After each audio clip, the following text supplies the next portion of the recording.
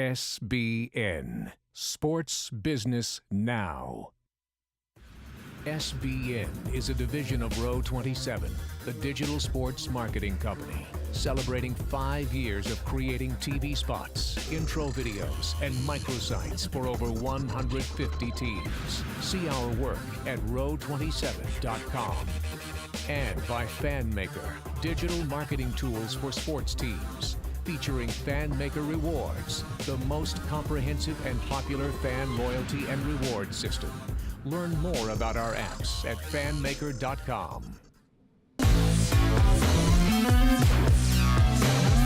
SBN Live.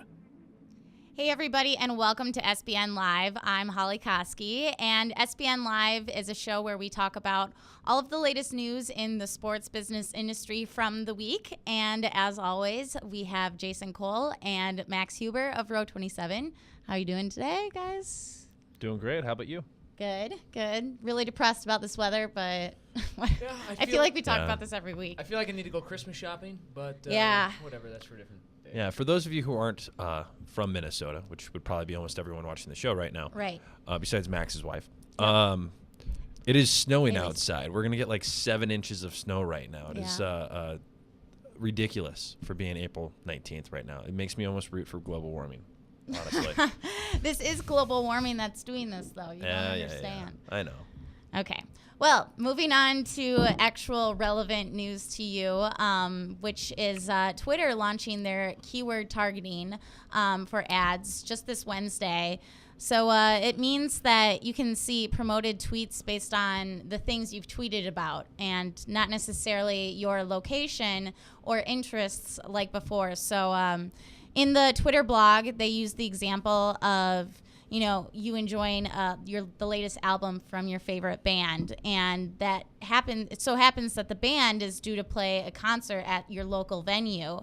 The venue can now run a geo-targeted campaign using keywords for that band with a tweet containing, the link to buy tickets. So, that way the user knows about who tweeted about the new album and, where they can go see their favorite band. And I really thought this was a great addition possibly to the sports industry. So what does this mean for teams? Jason, I'll start with you. Well, it's great for teams being able to utilize the geo-targeting married with keyword advertising. Everyone right now is already, doing Google AdWords. It's something that's been hugely adopted over the last 10 years. Thankfully, I think in our very early row shows, we were talking about how you needed to be adopting this. But being able to key in on what people are tweeting about and where they're located is really the one advertising piece that Twitter has been missing. I mean, just being on a generalized topics or who you follow is simplistic, but what you actually talk about is going to be what's most relevant to you. So you're going to see higher engagement rates, higher click-through rates, and most of all, more value to the advertiser. I think this is a phenomenal new revenue stream for Twitter, and they're definitely going to see increase in revenue from it. It's basically, using the Google model, only adding additional information to it.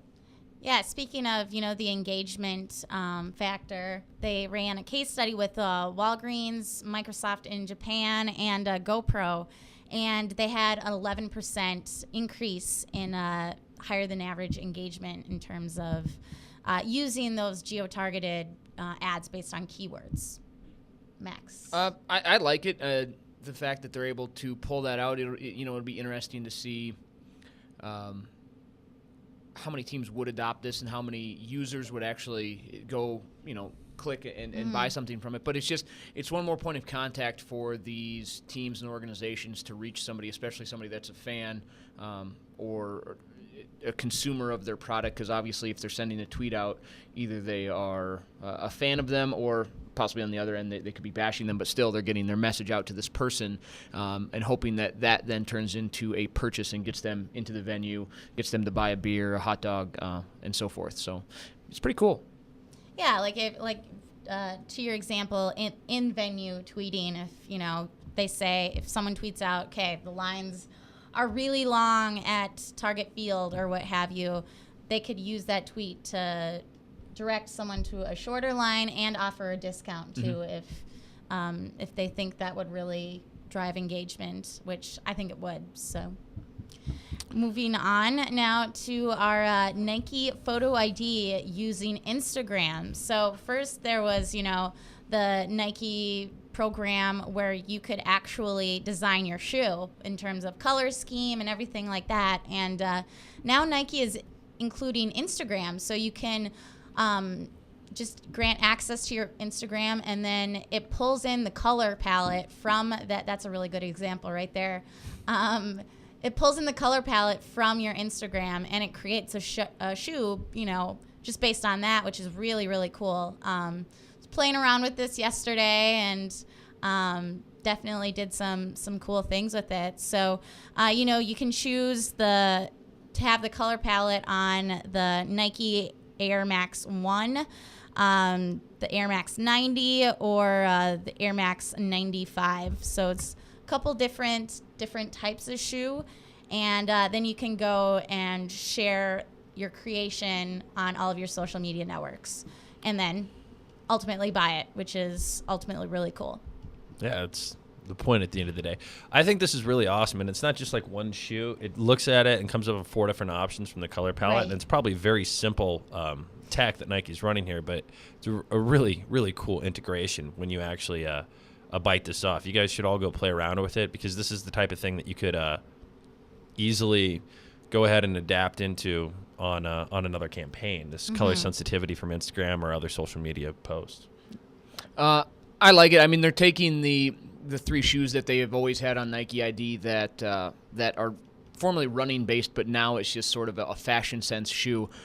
For sports teams, this could be great. I mean, you take a picture of your favorite team's logo, send that in. It'll be interesting when you get the time when somebody takes a picture of a rainbow or some sort of abstract art that just has thousands of colors in it, and what they actually come up with on Nike. I think that's interesting. But really the whole team-based thing, you take a picture of the Tampa Bay Lightning logo, or you take a picture of the Oregon Ducks logo. That would actually be pretty cool, being Nike and how familiar they are with the Oregon Ducks. Yeah. Just kind of have fans even submit some of their color palettes and what they end up coming up with for some basketball shoes and football cleats.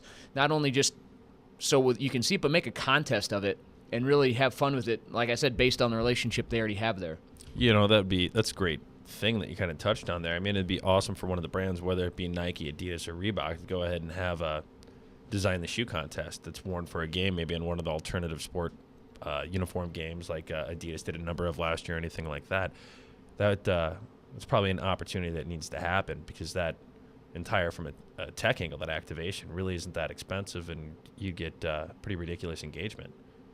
Yeah, Kobe Bryant actually did that with his new Twitter followers. He asked them to, this is right when he joined Twitter, but he asked his followers to create a shoe using obviously the Lakers colors, and his favorite one they would actually make and he would wear during a game, and then he would send him a pair of the shoes as well, of course, Very autographed. cool. So definitely, that relationship between Kobe and Nike helped in the execution with that. But, that's kind of an example of Kobe Bryant's prowess, I guess, on social media. That's kind of is new, because he was not an early adopter to Twitter or Instagram. Kobe and Phil Jackson have had the best entries into Twitter that I've probably seen in the history of the product for sporting figures. I mean, both of them just came out with a bang and had great content out of the gate.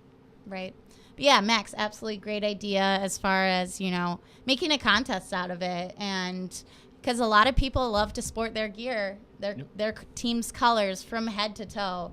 And literally from head to toe. Yes, so Phil Knight, Craig Pintons, I will accept a check whenever you guys have some money available for me for coming up with this brilliant idea. That's your second, ploy to get royalties, I think, on the show. I know. I'm still waiting for my cup from Pintons, so I'm still waiting for Holly to show up in head to toe Hoosier gear at some point in time. Nobody wants to see that. During the tournament, I debated wearing my candy stripes, but y'all wouldn't have been able to see it. Let's talk about something important.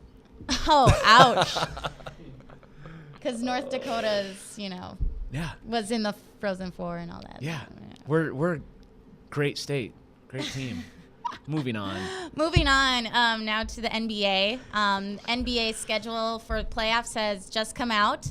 And so now teams are really starting to get going with their activations surrounding playoffs. And the Atlanta Hawks have made it to the playoffs for the 6th year in a row, which I did not know that. It's kind of hard to believe.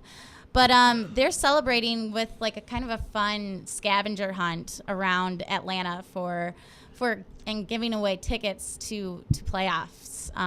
So they're hiding 50 foam fingers at various locations around Atlanta, and each foam finger will have 2 tickets to a playoff game. And fans are invited to tweet once they, find these foam fingers, and with the hashtag playoff fever. And then everyone who tweets is with, their foam finger is entered into a drawing to win VIP seats and a Hawks signed jersey by Josh Smith. Kind of a cool activation surrounding playoffs. Very cool activation. Scavenger hunts like this are a great way to engage the fan base. And, the Hawks probably battle for some attention versus the Falcons coming out of the season, the beginning of the NBA year. Yeah. And right now, the Atlanta Braves, which are just killing it. Yeah. They're killing it, and they're a huge part of the fabric of Atlanta. They need to do some of these things to garner attention on the playoff run and help pull people in. Mm-hmm. Foam finger scavenger hunt. I like the scavenger hunt idea. It's always kind of been a cool thing to get fans engaged, get them out and about, and it just adds a whole new twist to the whole thing. I mean, they're coming out with these clues based on current events, based on places around town, and then really when somebody finds that, they're gonna feel on top of the world. They're gonna tweet that out. They're gonna Instagram it, Facebook it, whatever. Get the message out even more. And really, when it comes down to it, they're giving out 100 tickets at the most. So, I mean, it's not like they're cutting into a huge margin of the available tickets they have, but it interacts to fans and really gets some buzz around Atlanta and obviously here in Minnesota. Yeah, just look today in Decatur Square, Farmers Market, and a Chick-fil-A.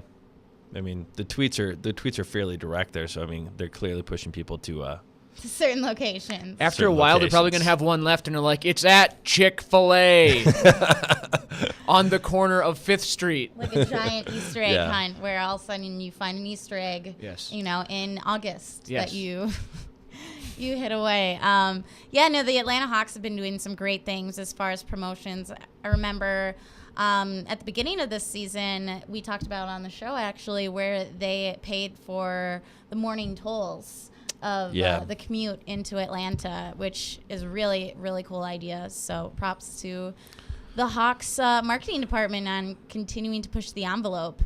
And speaking of unique marketing and ticket sales ideas, the Philadelphia Union MLS team, they have signed a ticketing deal with Redbox. Yep, the same Redbox that you buy, a $1 movie from, or you rent one. And so now you can buy Union ticket at available kiosks throughout the Philly area.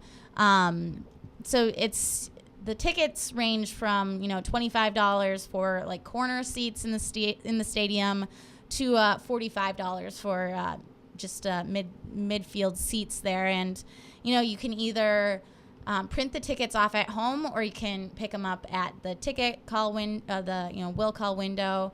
And this isn't the first time ticket sales have been on Redbox. Chivas USA has also done this, and several NASCAR races in LA and Phoenix. So, with the $1 transaction fee, which is pretty nominal, could this model be a threat to other secondary sites such as a StubHub? I don't think it's a threat. I mean, when you look at those secondary sites, it's another point to touch. It's another point to touch consumers, and the more marketing partners you're able to generate, and the more consumer touches you're able to get surrounding an event and to move tickets, the better. The more convenient it is to purchase something, the more likely someone will be able to purchase it. So when Redbox has millions of people that are visiting Redbox, and self-confession, I've never actually gone to one in my entire life. You've never gone to Never have gone to a Redbox. I haven't watched a DVD in like 6 years. That's crazy. It's streaming. Like John's with me on this. But it's great. You have millions of people walking up to this facility. Now when they go there, they're seeing an advertisement for your event. It's $1, very small area, and you're able to pull in additional people. I really wish they could share ticket sales numbers, and I hopefully some of the teams are able to. But definitely props to New Era Tickets and Pat Gielan for integrating this partnership and having it available for their partners. It's they've done a great job making this available, and the Philadelphia Union, I think, are making a smart choice and taking advantage of it. Max, please tell me you visited a Oh Redbox. yeah, I'm a big Redbox person. Am I the only one? Well, most of the time when I go, it's because I get some sort of free offer or half off. So I'm like, I'll get it for a day, whatever. But I like it. And when we were at the PACnet conference in California earlier this year, they talked about this and how it was coming. And so it's just, and also it's the convenience. If somebody is buying a Redbox, God forsaken, they want to go buy a movie, Jason, it just gives them an opportunity to buy one more thing. It's the convenience factor. You're getting this movie, you walk out of Walgreens or wherever, you see the Redbox, you're like, I'm going to get a movie. Oh, I didn't know that I could also go to the Philadelphia Union game. So it makes it that much easier. They, looking at their average attendance and based on the size of PPL Park, they've probably got about, on average, 1,000 tickets available per game. So this is one more way for them to reach an audience that maybe they didn't reach before, or another way just to get a ticket into somebody's hand and get them out to the park to cheer on the Union. I think it's unique, too, because, like I said, it's only, the $1 transaction fee. It's not the same price it is for a DVD? Yes. Yeah. For Redbox? Yeah. So, But a $1 fee is, when you think about the world that we have in ticketing now, $1 is so cheap. That's what I'm saying. It is cheap. It's ridiculous. Yeah. So, it's just interesting to see if other teams will follow this model because of, the low fees associated. To hop back on your point, it's not I don't think it's a threat remotely to StubHub or any of these secondary markets or any secondary market that's being created by one of the main providers for these ticketing because they're moving inventory that hasn't been previously moved. And that's true. The secondary ticket providers are reselling stuff they've already purchased. Right. So if anything, it's making a base cost ticket where the revenue is going directly to the team more accessible and available to more people. So it might hurt StubHub, but I don't really view StubHub for its value really to be that threatened. I don't. Right. Obviously, it's an early entrant, so they only have a few teams signed on right now. So I don't foresee it as a huge threat, but something to keep an eye on in the future for sure. Obviously, it's something that you're not going to implement with somebody that is selling out every single game. You got to have at least some inventory available to get out to people. And obviously, 1,000 tickets, that's not an extreme amount of tickets, especially for an MLS team like the Union. So it'll be interesting to see how it goes. I think it's a great idea no matter what. But, what if all of a sudden this then causes people to not buy the movie and then it hurts DVD rentals? I think Redbox right now, with the drastic decline in DVD purchases and DVD rentals, is really just looking to use, and I just pulled this up in their site, there are 34,600 locations nationwide, which is giant, to drive sales of items. Right. So, I mean, if it doesn't matter if they're selling a ticket of someone else's, for a Broadway show, for a sporting event, discounted Groupon. If they're making $1 off of it, the profit margin is going to be about the same as it is on delivering a DVD, and probably, even have a lower expense overhead. So I think they're probably going through a transition right now to, instead of being we rent company. DVDs, to being a retail center and a place that you go to purchase stuff. And the more stuff they identify with being purchasable on Redbox, the better off that organization's going to be. Is it going to cause issues, though, where they are going to have to refurbish a lot of these different machines to include that DVD rental and then include that ticket stock and then whatever is next? They should be able to print on site, I would think. Yeah, with the tickets. I've never been to a Redbox, so I don't know exactly how this thing works. They don't print out a receipt or anything, so that's just one thing to keep in mind. Obviously, they've thought about this and they have the financial fortitude to figure out that it makes sense. But there will be some work that they need to do to get these machines ready. Especially what's nice for them, though, is the small rollout. It's not like they need to do every single machine. You hit the Philadelphia market, you hit the L.A. market by where Chivas plays, and kind of Yeah, I'm expand sure from you there. get an email with, the ticket attached. Yeah. There That you could be it go. too. That's the So- simplest way to do it. Well, yeah, because like you said, there really isn't. You don't get a physical receipt Right. from your DVD rental. It's all just through email and swipe your credit card for those of you that don't So know. like they would have credit card entry and print at home available for anything. right, Set. right. So Very cool. interesting to keep an eye on. But thank you guys for some great stuff today, as always. And thank you for joining us. And we will see you on Tuesday for Sports Marketing Now. You can find us all the time on sportsbusinessnow.com or on Twitter at SBNow. We'll see you next time. SBN, Sports Business Now. SB